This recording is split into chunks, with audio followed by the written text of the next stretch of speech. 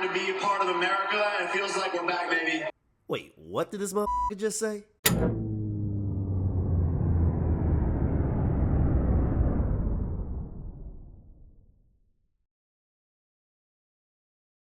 The exhibition fight between Mike Tyson and Jake Paul wasn't just a sporting event.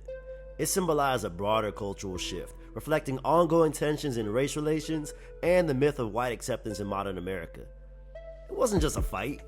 It was a stage where legacies clashed, identities were contested, and the weight of history loomed. What does history have to do with the November 2024 match? And Tyson's unexpected defeat in this once-in-a-lifetime battle? Far more than meets the eye.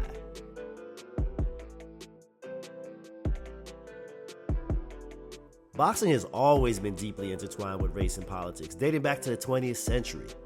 In 1908, Jack Johnson became the first black heavyweight champion, shaking the foundations of white supremacy in sports. Johnson's dominance in the ring enraged white audiences who desperately sought a white fighter capable of reclaiming the title. Time and time again, Johnson triumphed. Even retired white boxers brought out of obscurity to challenge him fell to the canvas, leaving the white community humiliated.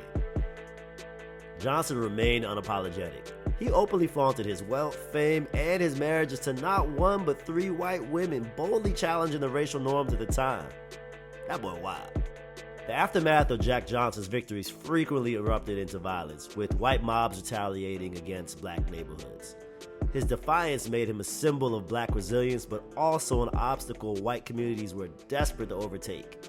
This desperation birthed the term Great White Hope, representing the relentless quest to find a white boxer capable of defeating Johnson. Their efforts would eventually find them a win when Johnson went toe-to-toe with Jess Willard, a Kansas farm boy, losing his heavyweight championship title. There wasn't another black title holder after his loss until Joe Louis decades later.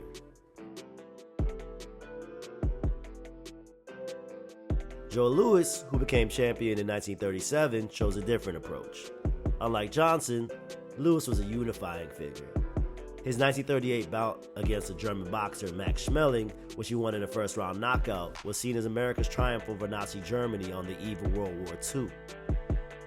That moment served as another vivid reminder of how boxing often goes beyond the ropes of the ring, transforming into a platform for political storytelling. By the 1960s, boxing once again mirrored societal struggles through Muhammad Ali.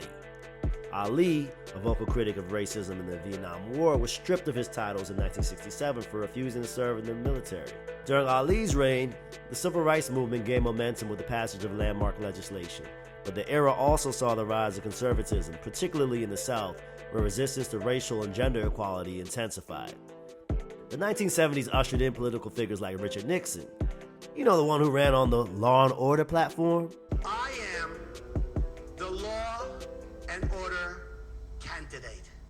Nixon's presidency fueled racial tensions as his law and order policies and support for the Vietnam War directly impacted black athletes like Muhammad Ali. His administration's divisive stance on race and politics played out in boxing, where athletes became symbols of the broader societal struggle.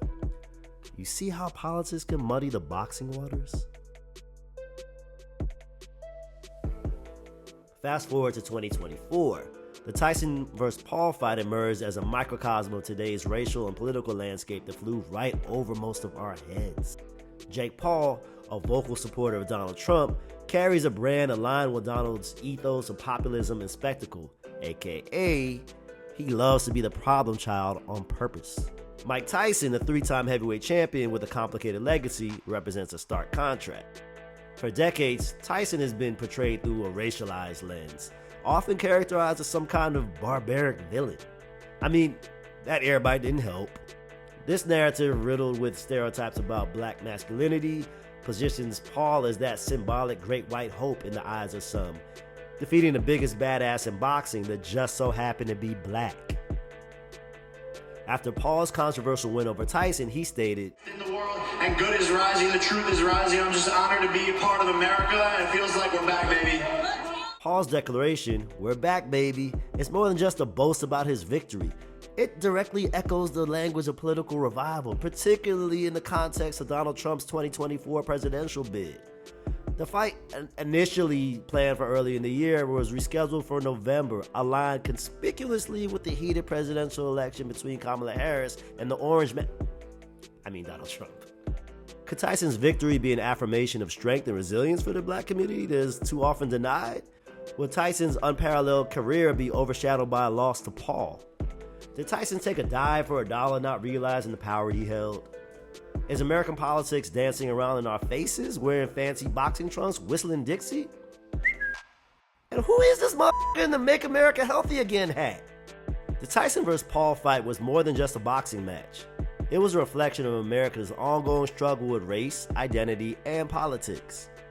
Tyson's loss symbolized the challenges black communities face in defining their legacy, while Paul's win echoed the political revival of certain cultural forces. In the end, the clash between Paul and Tyson was not just about two men in the ring. It was about the cultural and political narratives that continue to shape America today. I am Chimele George, and that's our history on Rewind. Shirley bit me.